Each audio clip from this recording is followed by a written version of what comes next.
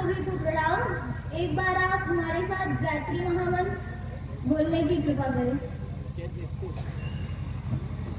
ओम भूर्भुवः स्वः तत्सवितुर्वरेण्यं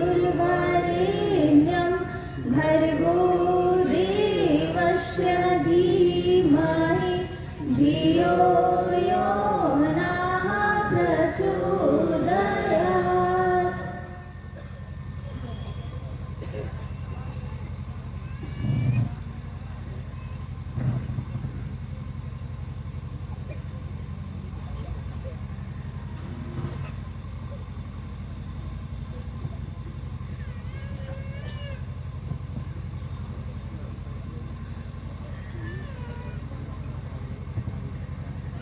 आप सभी कई दिनों से ज्ञान विज्ञान सुन रहे हैं, समझ रहे हैं, जीवन का ज्ञान ले रहे हैं और प्रज्ञा पुराण जो कि हमें शुद्ध बुद्धि विवेक देता है वह सुनकर अपने जीवन को धन्य बना रहे हैं। हम यहाँ आपसे कुछ नहीं कहना, कुछ ज्ञान नहीं बताना चाहते हैं, बस एक अपनी पीड़ा लेकर आए हैं और एक निवेदन करना चाहते हैं।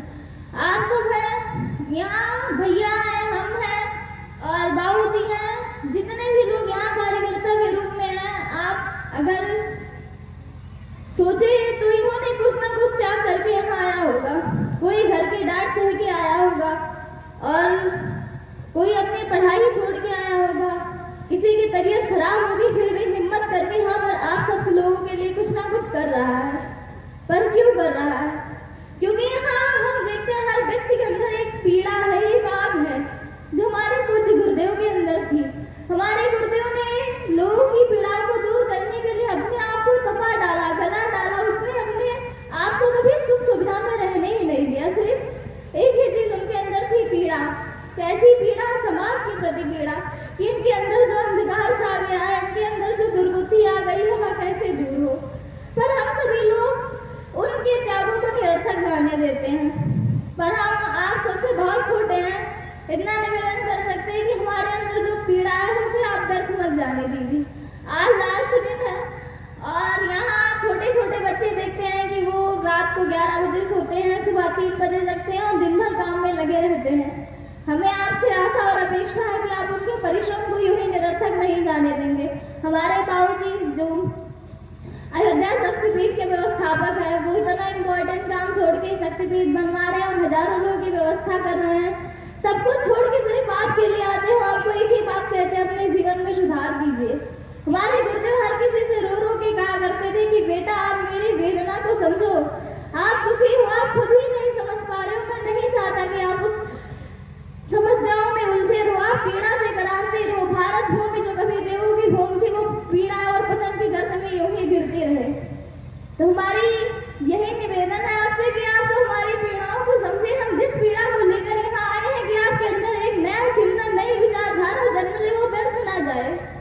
यहाँ पर ये सिर्फ आप सुन के यूं ही जाने मत दीजिएगा। इसे आप हमारी पीड़ा समझे, निवेदन समझे, कुछ भी समझे, हमें नहीं पता। पर आप सब हमसे बड़े हैं, हम आपसे इतना मांग सकते, इतना हक है कि नहीं है?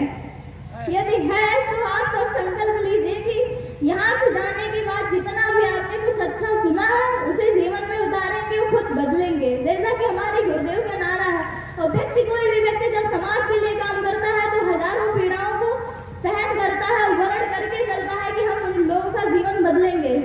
तो आप उनकी पीड़ाओं को निरर्थक मत जाने दीजिए। एक बार विचार कीजिए कि गुरुदेव ने कैसे अपने आप को इतना कष्ट दिया, कैसे आप सबके लिए उन्होंने रात भर जागा 6 घंटे जब किया कि वो ऐसी शक्ति को उतार सके जो आपके अंदर छुपी हुई जो पीड़ा, वेदना, जो दुर्बुद्धि है उसे निकाल कर आप फेंक सके और पुनः सुख शांति स्थापना कर सके। आप सब बहुत अच्छे हैं।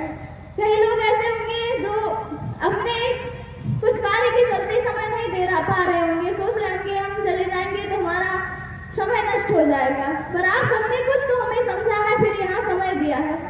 बस थोड़ा सा और कृपा कर दीजिए कि हमारी पीड़ा जो है वह कभी बुझने मत दीजिएगा। जो चिंगारी बाबूजी सर्दी हमारे और हम सब बच्चे जलाने का प्रयास कर रहे हैं वह जलाते रहिएगा। जैसे कि हमारी आशा दीदी ने गाया, धरा पर अंधेरा बहुत छा रहा है, दिए से दिए को जलाना पड़ेगा। तो वो दिया बन के यहाँ से जाइए। आज करेंगे। दीपक तभी व्यक्ति बन जाएगा जब वो दीपक की तरह जलना सीख लेगा। आप अपनी बुरी आदतों को छोड़ेंगे तो बहुत कष्ट होगा, लेकिन जब कष्ट सहेंगे तो आप दीपक की तरह प्रकाशित भी तो बन जाएंगे। हमारे यहाँ निवेदन